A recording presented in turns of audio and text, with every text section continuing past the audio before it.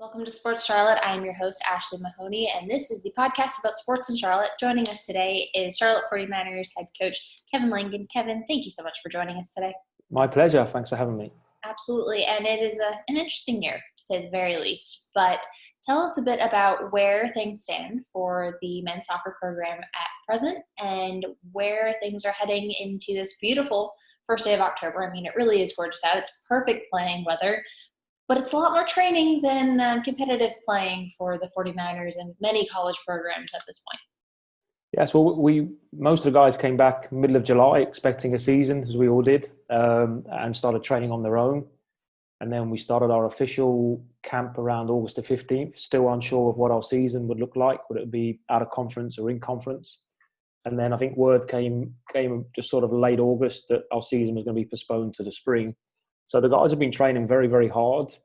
Obviously, there was that motivation for an imminent season coming up, and then we had to switch modes pretty quickly to, okay, let's get into this heavy development phase that we want to get into and make each day count and push. And the good news is we're starting to get more and more information from the NCAA about what our spring will look like. So at the moment, we should be able to start up playing games February the 3rd. And that will go through to April the 17th. We'll have a full conference schedule. And we're just now trying to build out our non-conference schedule at the first part of the season. So we're starting to get more and more information. And at this stage, anything we can get, we're going to take. Because obviously we've not played a competitive game now since beginning of March. So we're excited to get back on the field and see where we are. What is the training balance portion of this look like? Because of course there's a lot of, all right, you're preparing for what you expect to be a season, and then is it pump the brakes and say, all right, now it's an extended preseason, or is it that balance of saying, okay, we want to push the guys, we want them to develop, but at the same time you don't want to get to February and have people who are like, all right, I'm completely burned out, I went too hard in the fall? Yeah, it's we're forced with the college season to really speed up a pre-season against all the science advice. So normally a college pre-season, you're trying to cram a lot into, a lot of volume, a lot of intensity, a lot of information for the players. So we pumped the brakes on that when we knew, and we decided to extend the pre-season a little bit. And then once we got the players up to almost match fitness, it's very hard to get there if you're not playing competitive games, but to a high level of fitness, then we've gone into this really deep development phase with them. We spent some time with the players individually with them all, and we tried to design what we've called our perfect week for developing. So we're allowed at the moment, we're in our 20 hours of play with 1 day off a week. So 6 days a week we're going very, very hard. And within that week, we've really tried to hit on all the facets that make a player and keep them developing and pushing. So just an example, on a Monday, we'll do lots of technical work with them that matches their own training goals. We'll work some strength upper body, and we'll work on some sprint training with them. Tuesdays is for the program. We hit our game model and what we want to work on as a team. Wednesdays is a high volume where they play a lot, but with conditions in the game. So we keep building on their fitness and also try and overload the player a little bit, overload the team so that we're playing our style and we're thinking the right way and moving the right way and all together, but kind of overload a game situation. Thursdays, again, is the game model. Fridays, we give back to the player technically. And then on a Saturday, we put on the green and the white jerseys and we play each other. And then in amongst that, we've got video analysis. We've got psychological Zoom meetings of our psychologists. We've got nutrition chats. So we're just trying to design this perfect week for the player, where if we're in this mode for the next 12 weeks, that we can look back and say, oh wow, look how far we've come. Look how much we've developed as a team, as a program, individually. We call it train the brain, how our mindset is moving forward. So rather than kind of think, woe me, and the guys getting upset, we've really tried to push them. And I think that's what, elite players want, what our top college players want. They want an environment that pushes them and challenges them, provokes them and helps them develop. But they also want to know that they're cared for and that we've got their best interests and that they have a big say in their development and their ownership of it. So we tried to, I guess we switched modes twice since August. One, okay, let's extend pre-season. This is exciting. We get, a good 6-week pre-season and we'll start. And okay, right now let's switch modes to absolute development. Because, competition, development is not separate than competition. They go hand in hand together, almost like, you study for an exam and then you take the exam. So we're just getting a really extended period of really rehearsing and revising and really developing ourselves. So when our first exam comes in February, we should be flying. Does this feel like the newcomers and other guys who may have been, coming back from injury, that this is actually beneficial to them to really fit in, adapt, and learn the 49ers identity, how you want them to play, and make that jump from the club and high school level into the college level versus, having that shorter preseason and immediately, that you guys would be several games in by now? Yes, and there are lots of pros and cons to what's happening with us at the moment. And certainly a pro is it gives the new players and the transfers and you guys join the program an extended period to learn our culture, learn our style, build that cohesion within the team, just get used to a college lifestyle where they've got to, it's a bit different than club where maybe you can turn up at club, switch on, train and then leave. We expect this to be a way life for the players here. So yes, absolutely, that's certainly a big pro for the new guys. And then for the older ones, it's probably a bit more of a con that they know what they're doing and they just want to get out there and test themselves and start to build a season. But it is what it is. Now, this is looking a bit further ahead, but we'll use this past year as an example. At this point, the season's going on. You've got someone, Elliot Panico, for instance, ends up getting drafted in the winter, gone on to the next level in MLS. What does this offer for the players who will be seniors now? And how does that transition work or look? Is it stay and play your final season, or is it a matter of no one really knows at this point?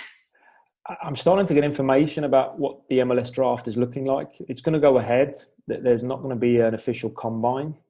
So the draft is going to go ahead in January. We're just trying to work with the MLS, with the college coaches of what that will look like. And then what that means for the players who are in their senior year. And I guess if a player gets a Generation Adidas contract or is guaranteed a 2-year deal, then they should go and take it. If a player gets, there's almost 3 phases to getting drafted. There's the guaranteed contract, the probable and the possible. So I guess if you're in that probable and possible, do you stay and play and then maybe look later on? I don't know. So we're just trying to figure that out. For our guys, we have 6, 7 guys coming to the end of their college career. But every single one has a different story. Every single one has different motivations and targets and goals. So rather than say, hey, all stay and play or all go, it's very different for every individual player. And of course, with the one position, or several positions, but a key position that I know people were looking forward to seeing, who would replace Elliot in goal. Obviously, he raised the standard for the 49ers in terms of his time with the program, his just ability to the records set and so forth, but he obviously raised the standard for the program. There are multiple players who have joined, whether you're talking about transfers, guys who have been with the program, or newcomers. Is that something where you're looking at these guys saying, it's up for grabs, prove your case and show why you should be the starter in February? Or is there kind of an idea of, no, you've put in the work, this is going to be your position several months from now?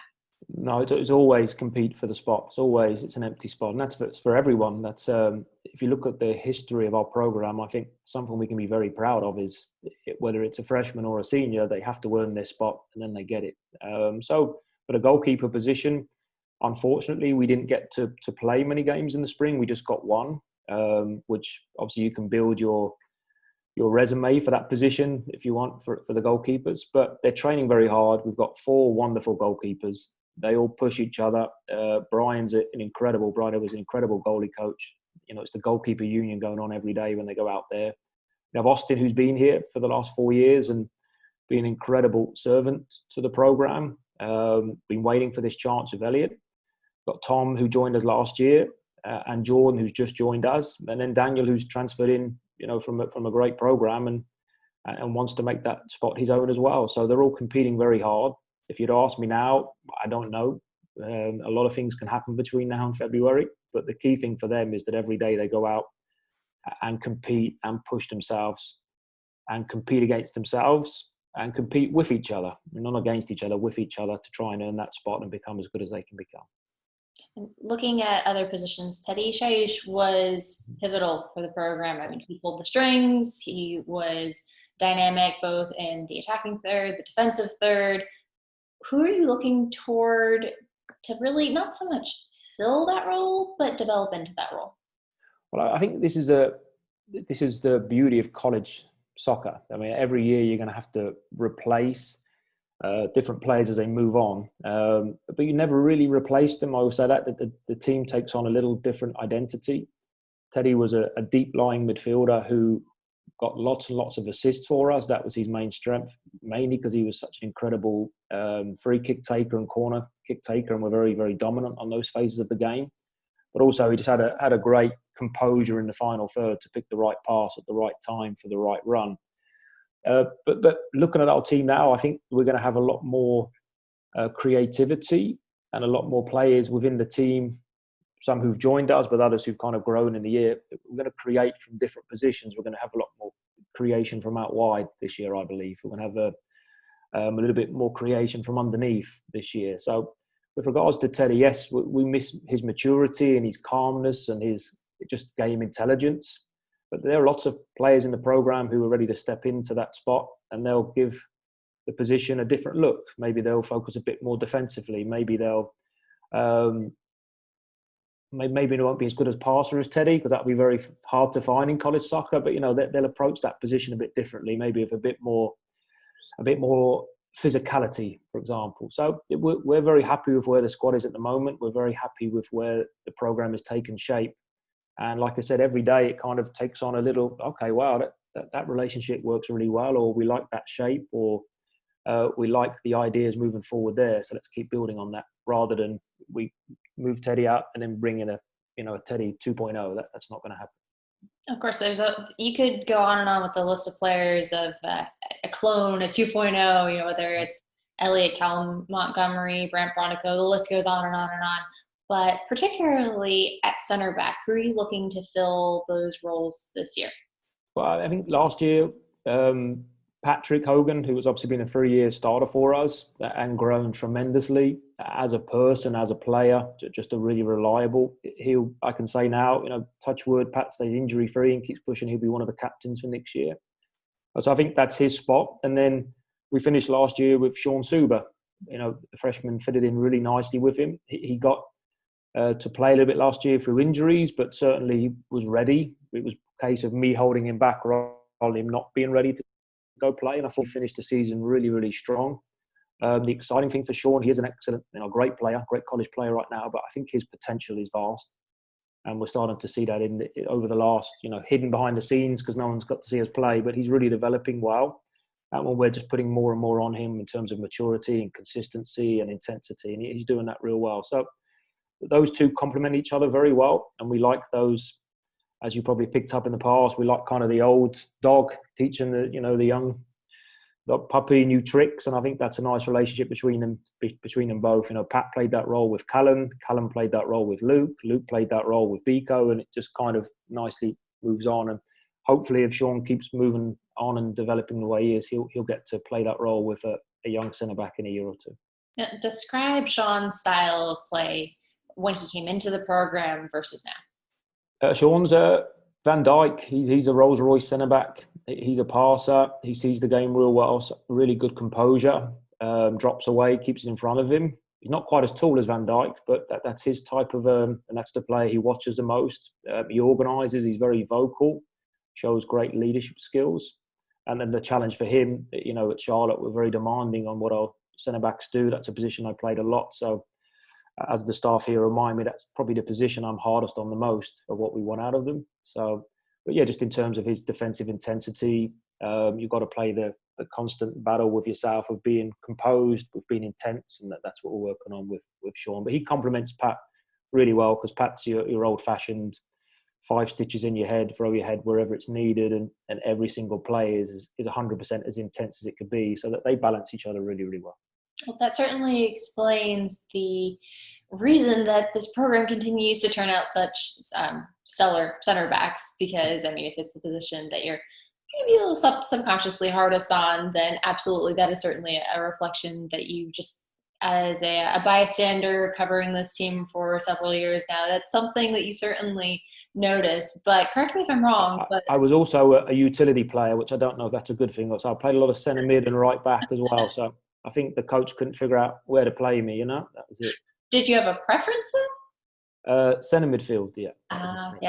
Likewise. It always seems to be that way. but correct me if I'm wrong, Sean's brother, TJ, also plays for you as well. That's right, yes. Taylor, TJ, he's a right-sided player, right back, right midfielder, doing really well and pushing on as well. And they're both local players here from Charlotte, played locally with club, played at Mallard Creek, unless I'm mistaken on that. Oh, you got me Went now. to Mallard Creek. A high school around within a 15-mile radius of the school, yes.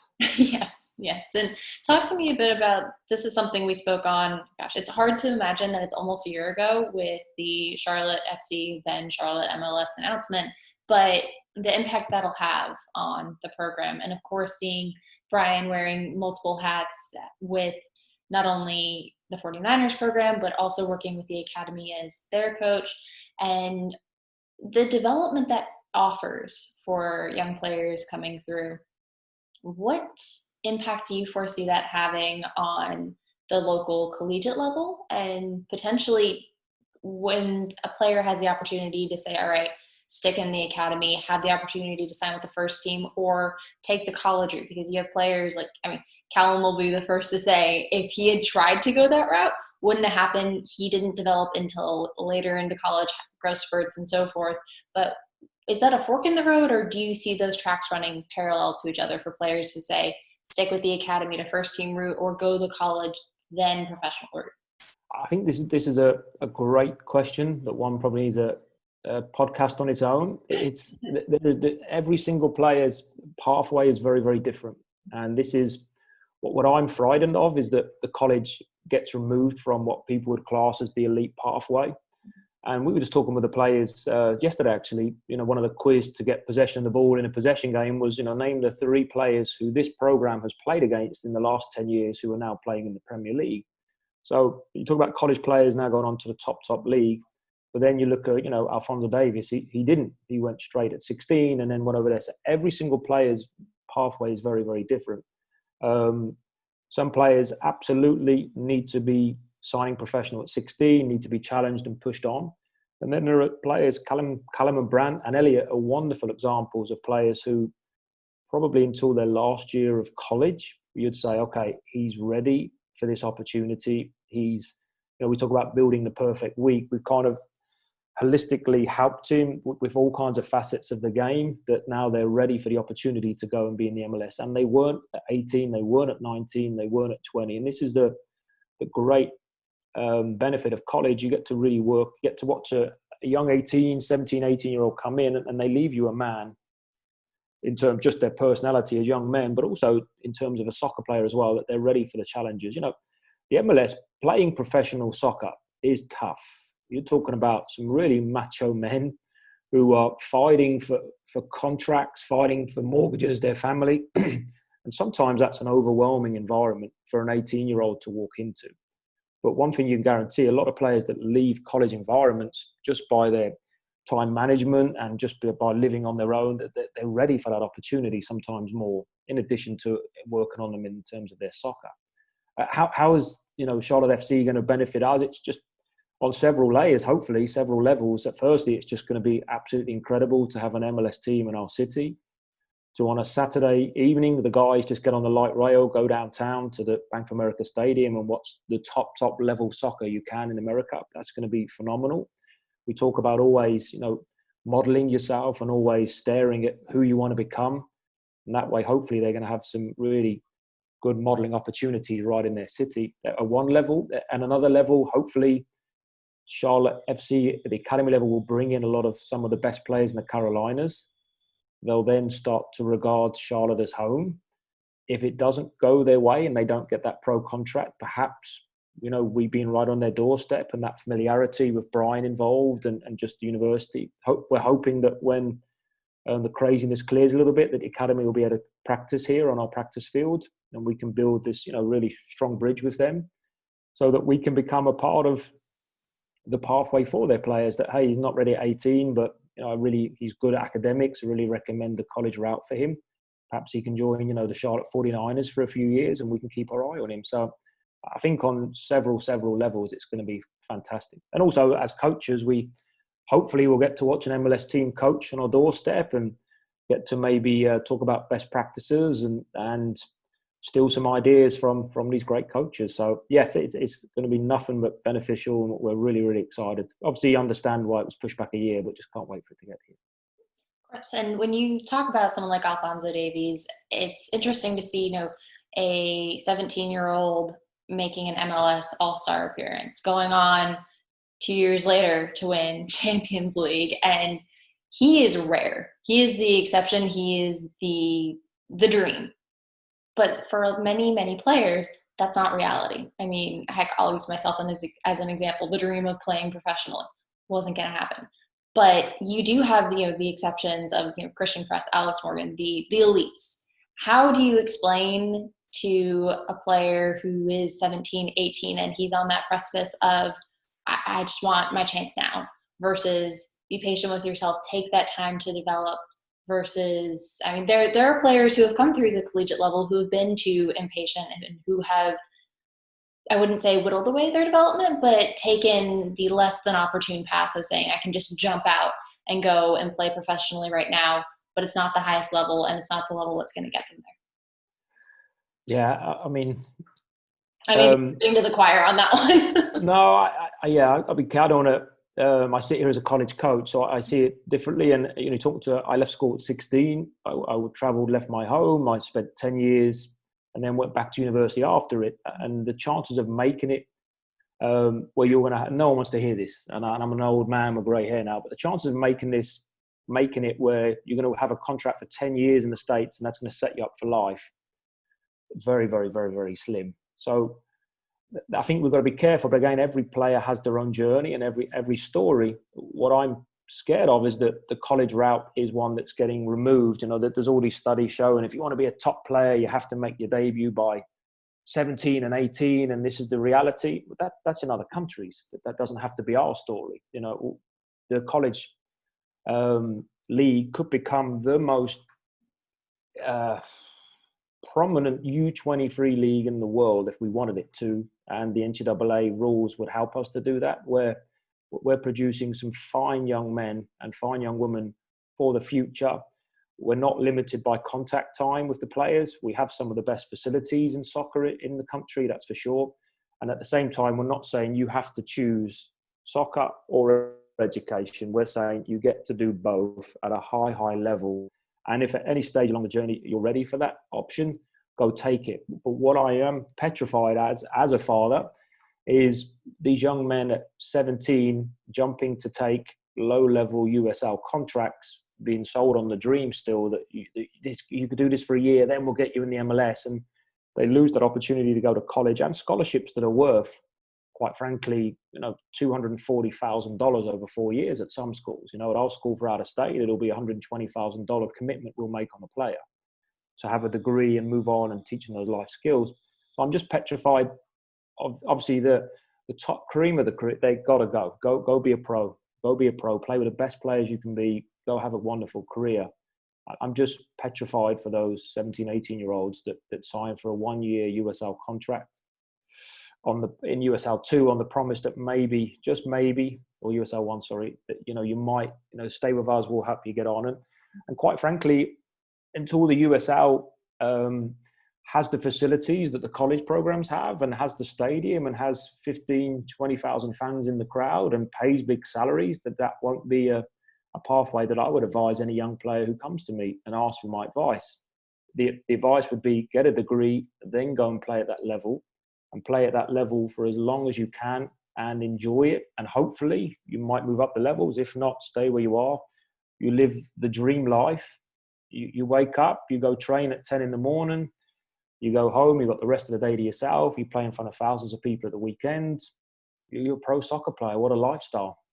But I wouldn't give up a chance for an education for that to you. Exactly. And I've probably said more than I should have said, and probably all pro coaches out there, not that are probably watching this, are probably thinking, what's he talking about? But that's just my take on it. Well, hey, if they're watching this, then bravo, our soccer coverage has exactly taken off. But my whole background and my whole socialization in soccer and football is pro. It's complete pro. I spent the first 12 years of my life in a pro environment, and the last however many years in a college environment. So it's not that I'm anti it at all. I just think we've got to be careful and build a right pathway and a right stepping stones for players to move on in their life, not just in soccer.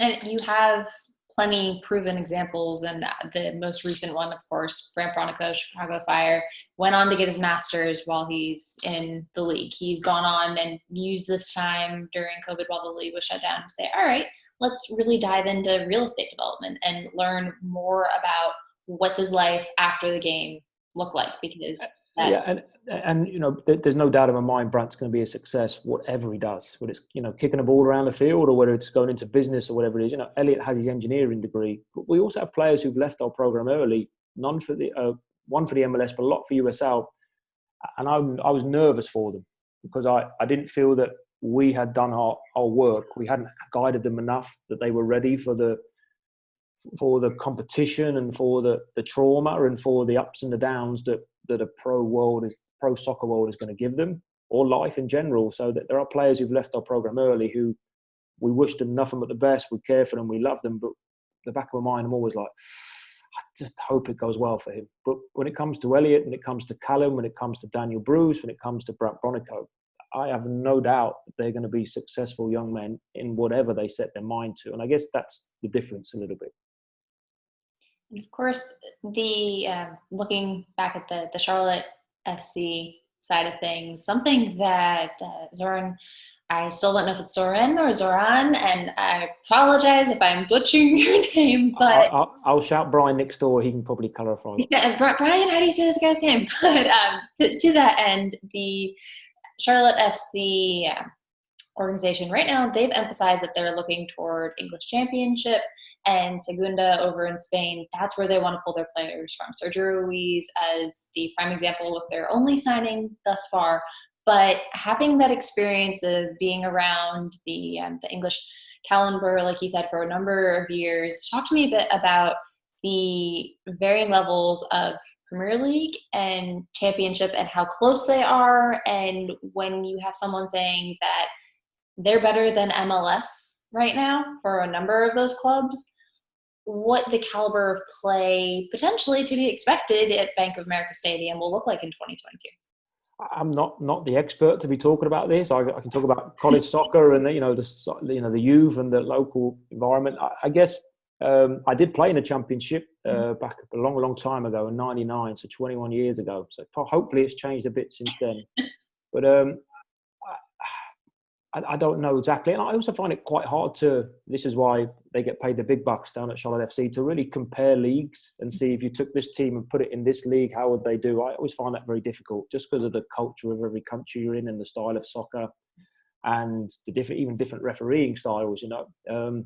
But there are no doubt, you know, the Premier League's the world league, you know, with La Liga and the Bundesliga. It's the world league. It's not an English league. It's one of the, you know, it's players from all over the world, as we know. And the Championship has a bit more kind of Britishness to it. But again, there are some incredible players in it. There are some incredible teams, some incredible managers in it. Bristol City, my old team, where I spent most of my professional life, is top of the league at the moment in the Championship. So I'm happy about that. But I know the Charlotte FC guys, I kind of hearing stuff Brian's talking about and talking to Mark Nichols, that the amount of detail they're going into, the amount of analysis, all the work behind the scenes, that there's no doubt that they're going to really find some great players to come and play in Charlotte and some great potential. And I'm curious what the business model will be. Will it be they want established players here, or do they want young up-and-coming players? I'm really excited just to watch the project unfold, to be honest.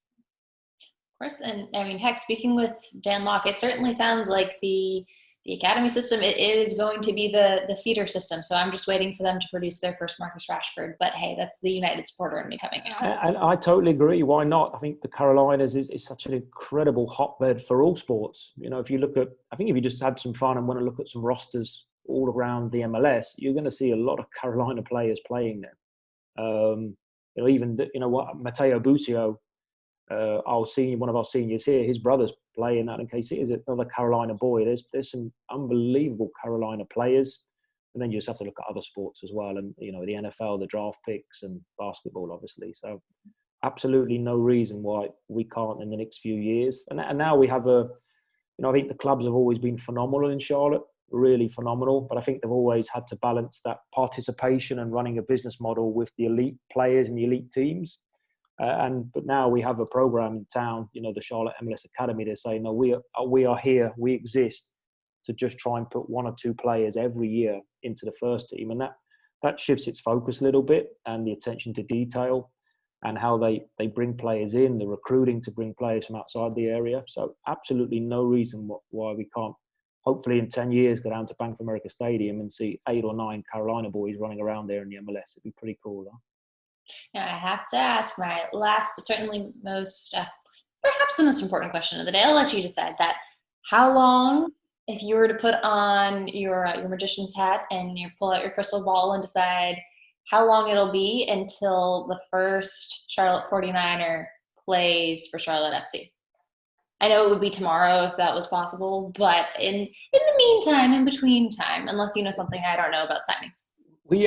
I read a book once. I think it might be the gold mine effect, and there was a bunch of Danish maybe coaches sat around the room, and they put the name of a player who was in their academy into an envelope, and they all signed it, who was going to be the first one to play in the major league or get signed from it. I can't remember the exact thing, and then they opened it when it happened, and we like to do stuff like that here in Charlotte. Not that we put our expectation or we label players, but it's also. And I love that whispering talent. That's kind of what I really enjoy about soccer. When we see just a little glimpse of someone, think, we can work on that. That's the right character. And the character is the main thing. So to answer your question in a short way, what are we now? 2020? I should remember that year. It's a bad year. 2023. 2023? Yeah. All right. Well, hey, in 3 years, well, I guess 2.5 years now, not even, I am definitely going to bug you about that. We'll do that today with Jason, Brian, and Tomo. We'll get the envelopes and we'll sign across the seal, and we'll put the player in there who we think either recruits come to join us or players in our program now. We'll have some fun with that. But I don't see any reason why not. And I think the benefit for our program is that in the school holidays, hopefully we can send some players down and they can train with the MLS team, and that'll give the MLS guys a real first hand of, okay, this player's ready or this player's got potential. So I think it's going to be hopefully a wonderful symbiotic relationship. And of course, the relationships on the academy side and with the current front office staff, all of that is great. But how much do you think it will help and or change once they announce, the inaugural, as Zoran is around? We haven't decided on that yet. But I wonder if we can call him Z. I wonder if anyone else does. I might have to start going with that. But once they announce the inaugural head coach, as he's preferring to call it, versus manager, but once that staff is put together and assembled and those relationships begin, how much do you think that will impact everything? Or is it just a matter of, the relationships are there with Mark Nichols and so forth? It's already taken care of, essentially. Again, it's not a question I'll really be able to put too much input in because I'm not in that world. I just know that the structure that they're putting in place and not having a manager, having a head coach, that means that the head coach is going to be primary responsibility. Obviously, he's going to be the first team and putting a team out on the field that's prepared to win the next MLS game. And the identity, the style, and obviously the head coach will come in with his own style of play, but it'll be in the same ballpark of what the technical directors and all the owners want there. So it won't be someone coming in with a total different view of the game. But obviously the head coach will be responsible for winning the next game, putting a style together. Then behind the scenes, the general manager, the technical directors, they'll be working on identity of the club, style of play, recruitment. So that's the modern way, to be honest. Lots of specialists in place who are all coming together in a cohesive way for the benefit of the organisation. Gone are the days where is it a unicorn who sits at the power and he decides what's going on, and then you sack him because the results aren't going well, and then a new manager comes in and he wants his own type of player. I experienced that myself. Bristol City, I had 6 different first team managers in 6 years, and some as dramatic as 11 players put on a transfer list, and the new manager got to bring in 11 of his own players, and all of a sudden you've got 38 pros, half training with a youth team, half playing, and then he moves on 6 months later, and there's just no cohesive, there's no structure, there's no moving forward with the organisation. So knowing the structure that's put in place and the modern views of the game and how to do it, it would appear the head coach will be the head coach, and behind the scenes, they'll be moving on with the business model, with what has to happen with recruitment, with the style, with the identity, with integrating the youth players into the first team, with integrating, I'm sure they'll have a USL team that they'll be affiliated with, how they keep that game model and the philosophy of play all the way through the club moving up. Well, goodness knows we could stay here and talk shop all day and then some, and then everyone's saying, you guys started this 12 hours ago. And you're still, okay, still going. But I do appreciate you joining me today on Sports Charlotte, and as always, a pleasure. We will be hopefully seeing you in February to harass you about the forthcoming season and everything as it gets underway. It'll be a lot chillier than we're used to with that usual heat of August and the typical start of the season. So something to look forward to. Absolutely, but we'll be hopefully playing in May, some beautiful May spring evenings, summer evenings, hopefully still playing for the national tournament. But thank you so much, Asti, for all your coverage of soccer in this area and for keeping us relevant when we're not really relevant at the moment, just training behind closed doors. So thank you so much.